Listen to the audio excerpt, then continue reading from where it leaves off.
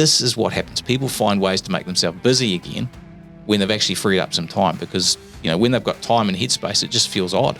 The problem is you've judged your worth for so long by, what you can see that you've done. Because if you're all about getting stuff done, then when I get stuff done, I'm a winner. And nobody wants to feel lazy until they realize that being lazy and having lots of time off is actually success.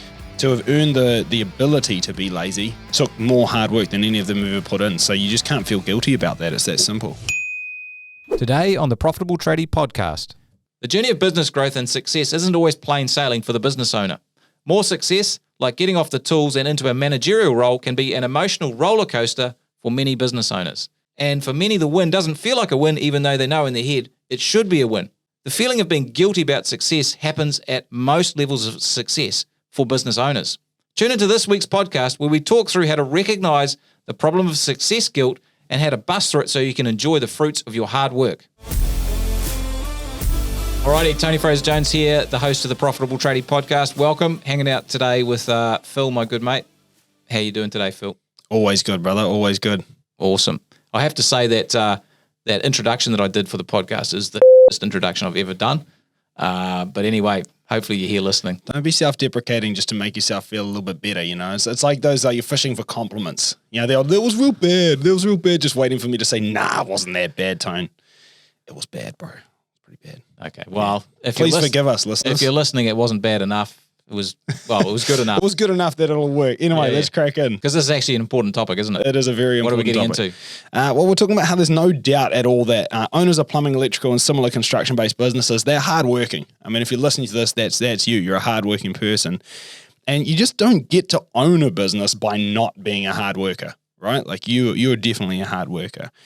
And, hard work is part of the talent needed to actually scale your business so you can add more team members, grow your revenue, increase your profits.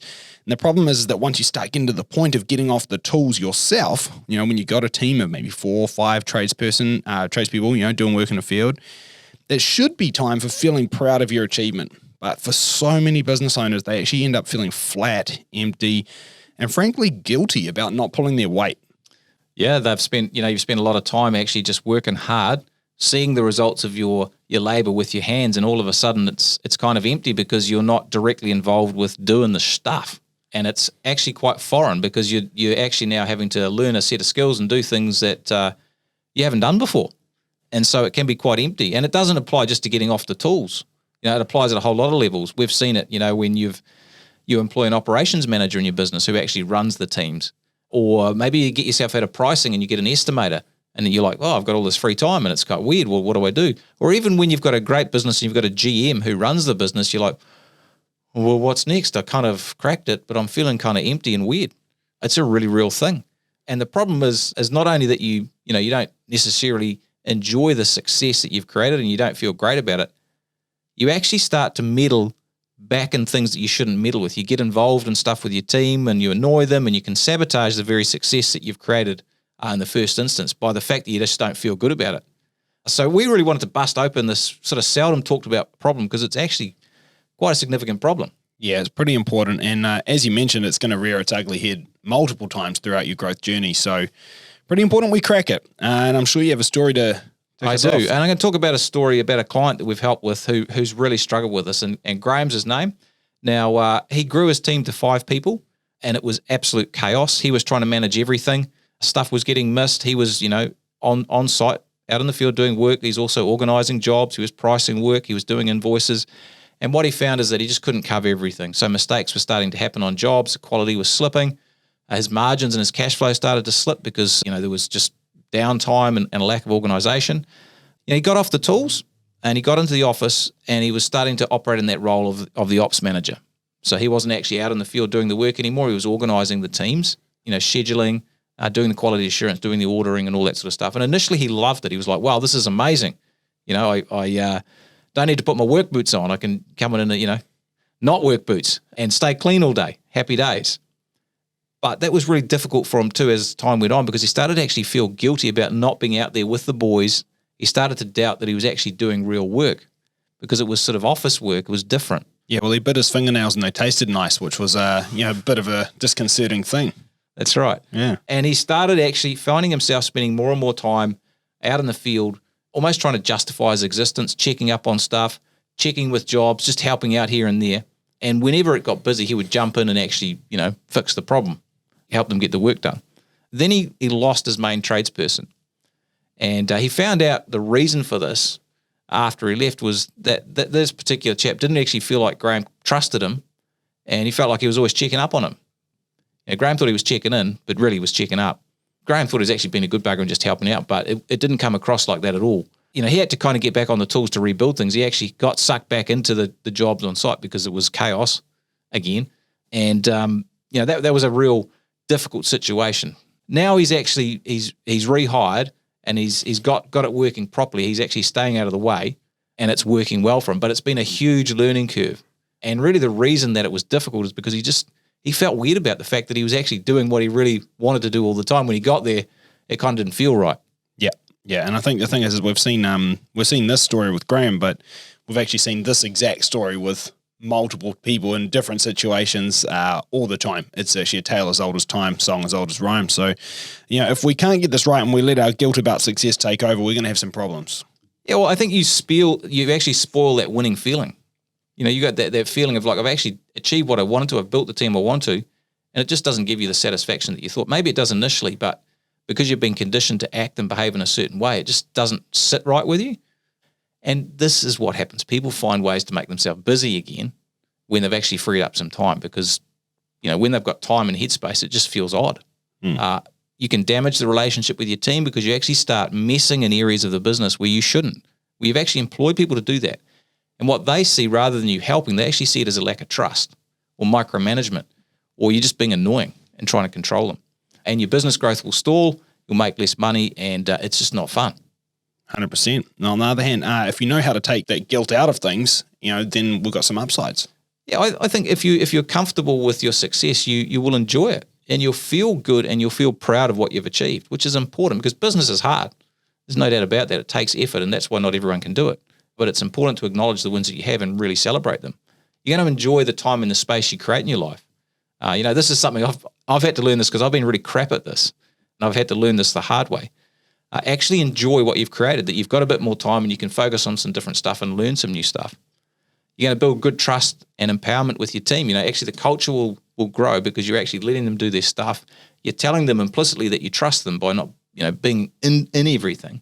And your business will grow and you'll have more money and more time, so it becomes like an ever-increasing cycle of success. Yeah. All right, so some pretty big upsides there. I'm sure at this point, people are wondering, how do I actually do this? Because easier said than done, right?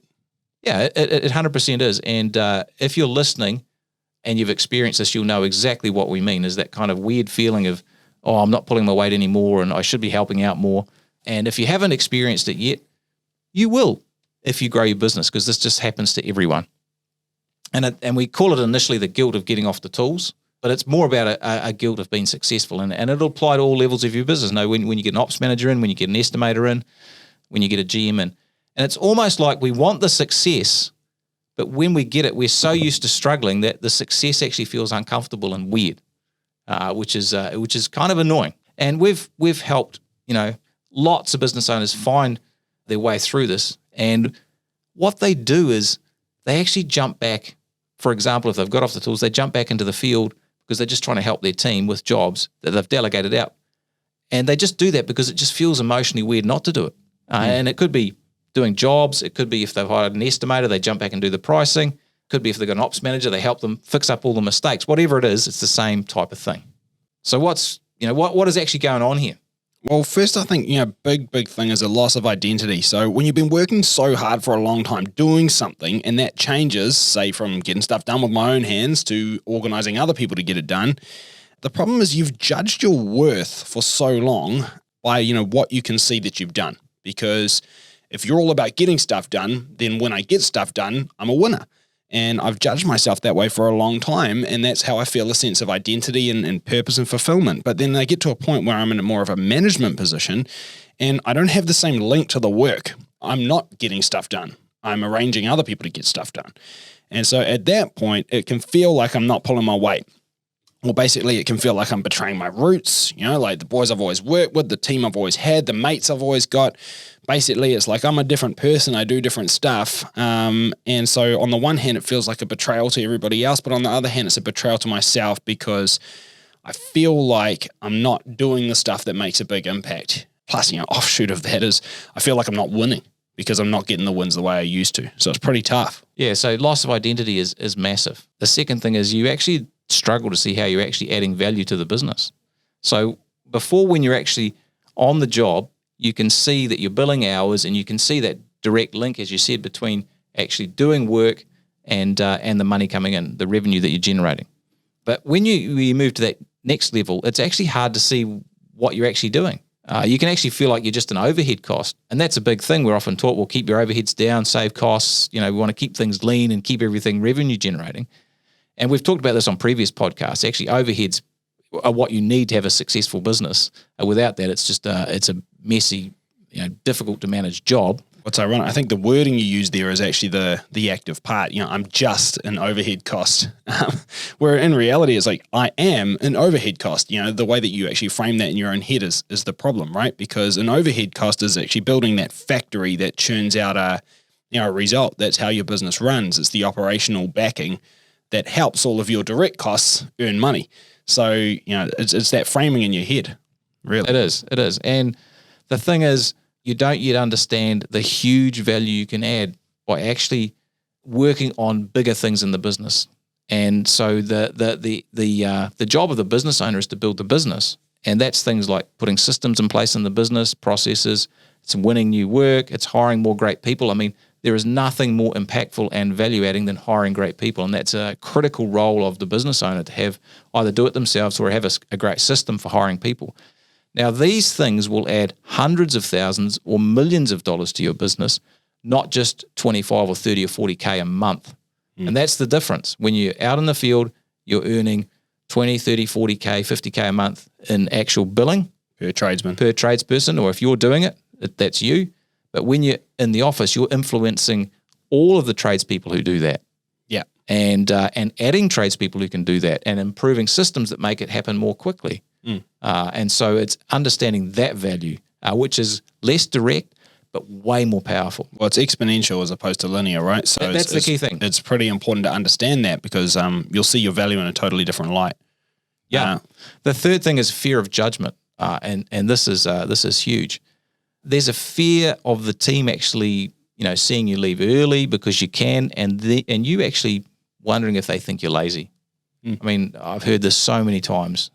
In fact, we run a group for high-level business owners called Boardroom, and I was with probably our biggest revenue clients yesterday, and one of them still said, I feel awkward when I leave early because I think the boys might think I'm lazy. And this is a big problem. And maybe you think your friends might think the same if you're off going fishing on Friday or you're playing golf or going or mountain bike riding. They're like, well, geez, he's a lazy bugger.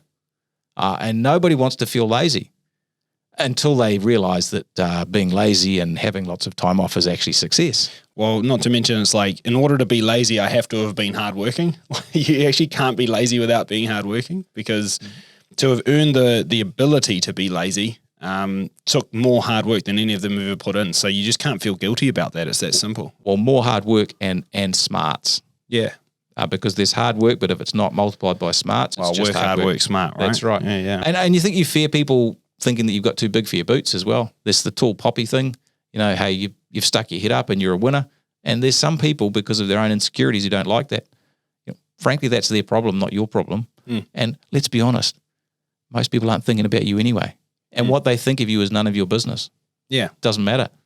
And people, see, the thing is, people seem to have this kind of competition about how busy they can get. Like when you meet one of your mates, how you going? Oh, I'm busy and flat out. And the other person, I'm flat out, I'm working 80 hours a week. And then, I'm working 100. We have this kind of one-upmanship that we want to have around how busy and how stressed we are, as though it sort of talks to how important we are or how special we are. Or how like everybody else we are. So it's going to be one or the other. It either can feel like a boast, where it's like, I feel good because I'm telling you how hard I work, or either that, or it's like, I feel like, we're all in the same grind together, aren't we? Isn't life so hard? Let's all like bond over how crap we feel. It's like, this is ridiculous. Like race to the bottom. Why are we doing this right now? Yeah. I remember when I was a kid growing up, we had a farm, a dry stock farm. We used to raise bulls. We'd grow bull calves and grow them out to sort of 2 years and send them off to be, to be killed for meat. And everyone else in the district was a dairy farmer. I remember at school a couple of times, the boys sort of saying to me, "Oh, is your dad a bull farmer? Or does he not do milkings every day? Man, he must be lazy." Yeah. And it really cut me because I was like, how are you calling my dad lazy? I was like, no, he's not lazy, and I justify everything he did. But looking back, I'm like, actually, he was the smart one. He was the one who could coach all the sports teams. He was the one who could take us on holidays. He's the one who could go away from the business because he didn't have to be there for morning and night milkings. Yeah, plus, the price of milk doesn't affect him quite the same way. The same way. I mean, it does, but not quite the same way. So it's a really powerful thing, that wanting to fit in and fear of judgment is massive. It's in our head. That's the thing. I think that's the thing, is a lot of this stuff, like we're worried about what's in other people's heads, but actually that worry is in our heads. It's kind of a roundabout thing. And I think my question is, how do we get through this? Because it's important that we do. Otherwise, basically, you're just going to sabotage your own success. I think the first thing is it's about reframing your role. So it's actually understanding as a business owner, what is your role? And frankly, your role is to provide jobs, it's to get clients, it's to ensure quality work's done, it's to make the business profitable so it works for you and for everyone else. Yeah, it's critical. In other words, it's about growing a business. And being comfortable with what you've reframed your role as. That's exactly right. So, and understanding that if you are trying to do all the work because you're feeling guilty about it, you're not doing your role. You're actually doing a crap job. And in fact, your business will implode if you keep doing that, just like Graham. That's what happened to him. And you create the very problem that you're looking to get away from in the first place. Yeah, yeah. 100%. So you have to understand that your role as a business owner is to create a great business. It's to get the work done and the results happening. It's not to do the work. Yeah, totally. And I think next thing is surround yourself with other successful people, people that are going to drag you up, not people that are going to drag you down. I think this is really, really important because, again, like we're talking about these conversations you have with your mates, like we're all boasting about how much you work and, all sort of in the same gripe together and all that. And then, you go and you meet somebody who's further ahead than you. Maybe they've achieved another level of success that you haven't achieved. And you notice they just talk differently. They don't boast about all the hours they're working. They're a lot more matter of fact. They talk about what they're doing with their money. And a lot of your friends probably don't talk about money. But if you get to a point where you make some extra money, you need to be able to talk about it, or otherwise you're going to make bad decisions with it. If you have a business which has 10 staff and all your mates, have businesses that have 1 or 2 staff members, employees, you're going to find it really, really hard to, to relate and to get good advice and support. And so you really need to look at who you surround yourself with and look for people that are not only peers, but people that are further ahead than you. I think this is really important. Like in our coaching group, for example, we've got different levels of group members. And, so people that are just getting started will be in a group, people that are, midway through a business growth journey are in a group. And we've got a really high level group for people that have quite, big businesses. So, you get your peers, but then we also have a lot of opportunities where they all mingle together. And this is crucial because you need to be pushed and you need to see what it's like and, surround yourself with the mindset of people that are further ahead. So, you can actually get support and learn some of these different, ways of thinking. I think it's crucial. Yeah, and there's coaching groups like we run. There's industry organisations, master plumbers, master electricians, all that kind of thing. Can be great places. Investor groups, property investors groups or commercial property investors groups, or there's online. There's all sorts of forums and stuff that you get involved with people who are further down the track than you are. You can reach out to mentors as well. If you look at let's say I'm a plumber, or say I got a plumbing business, I got about 10 employees in the field, something like that. And I know there's another plumbing business in town that has 50 employees in the field. Cool. So find out who runs it, reach out to them and say, man, look, I know this is a bit out of the blue, but I'd love to hang out sometime, have a coffee. Basically, just learn a little bit about how you did it. Would you mind if we, chat every now and then and just pick your brains? I'd really love to be where you are and I'd love to learn from you. You'd be surprised just how often that person turns around and they're all for it. Because likelihood is they had a similar relationship with somebody, and other likelihood is that they don't want to see other people make the same mistakes they did to get to where they want to be. It's funny how when the cream rises to the top, cream actually is very interested in seeing other cream up there because it's lonely. So they're more than willing to help you. Yeah, this other people is critical. And it can be anything. Well, it could be anything. I mean, like basically when you're reaching out to other people, just like look for other people that are further ahead than you in business. It could be in the same business. It could be in different businesses. But basically surround yourself with people that have that higher level of thinking you're trying to achieve, because if you're trying to think a different way, see your role in a different light, or feel a different way about what you do and who you are, look for other people that already feel that way and see it that way, and then hang out with them. Yeah, I think that's what I was going to say, is the hanging out part is important. If you can create social situations where you're just vibing with people, you'll be amazed at what you pick up from their attitudes and how they've dealt with this sort of thing. And just knowing that this is absolutely normal is actually like 50% of the solution. Yeah, to know that you are not alone, and that this is absolutely normal and something that you have to go through, because the biggest lessons, or the biggest expansions, I guess, as a business owner are the skills you learn, yes, but the emotional and mental growth that has to happen for you to get to a different level. Because growing a business is not necessarily easy. It's kind of simple, but it's not necessarily easy. And the more that you're willing to upgrade yourself emotionally and mentally, the more money you're going to make. Yeah, and on that note, educate yourself too. Like read books, listen to audio books if that's easier for you. Maybe listen to podcasts. Podcasts, yeah, you're already kind of there, aren't you? If you're listening to this, but yeah, branch out as well. Other podcasts, lots of good ones on there.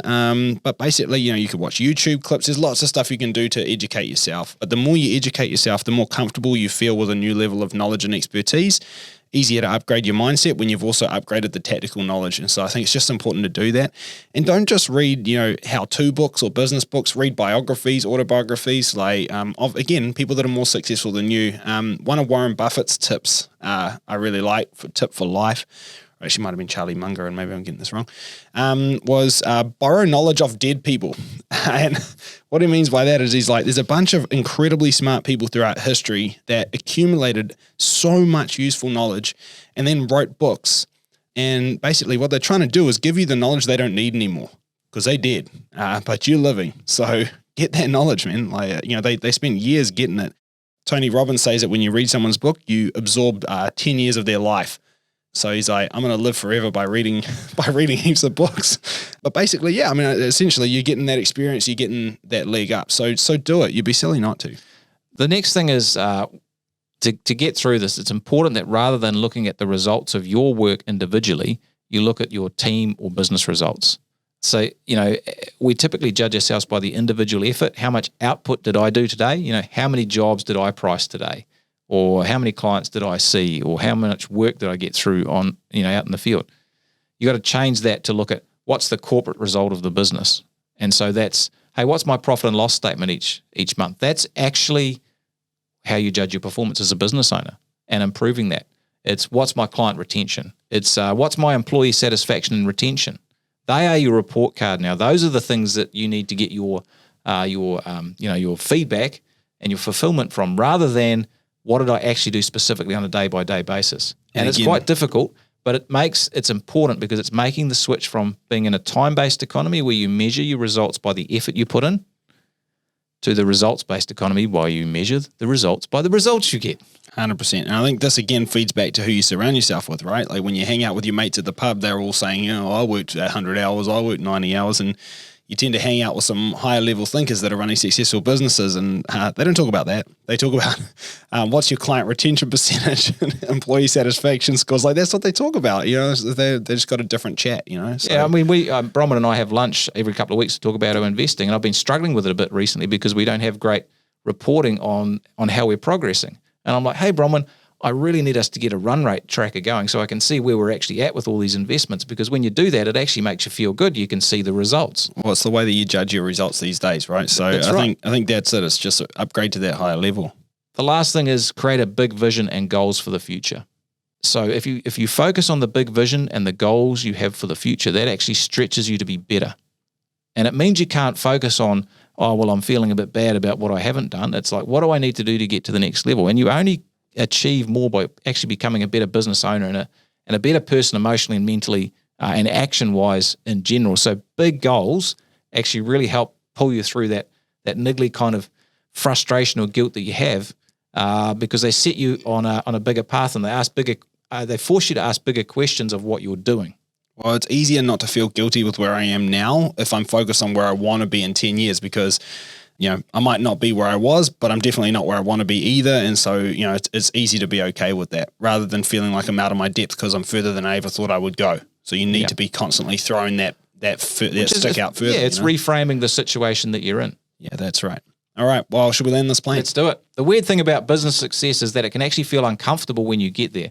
And you've got to be careful when this happens to you, because if you give into that discomfort, you can actually sabotage the success that you're enjoying. And it's important that you redefine how you see your value and your worth in your business so you can set yourself up for even more success in the future. Thanks heaps for listening. We'll catch you all again next time. See you later. If you're serious about taking your service business to the next level, be sure to check out our show notes for a copy of our free book, The Profitable Tradie, and other valuable resources to help you on your journey. And don't forget to hit the follow button and stay up to date with our latest episodes. That's all for today, folks. We hope you found this episode of the Profitable Tradie podcast helpful and informative. Thanks for listening, and we'll catch you in the next one.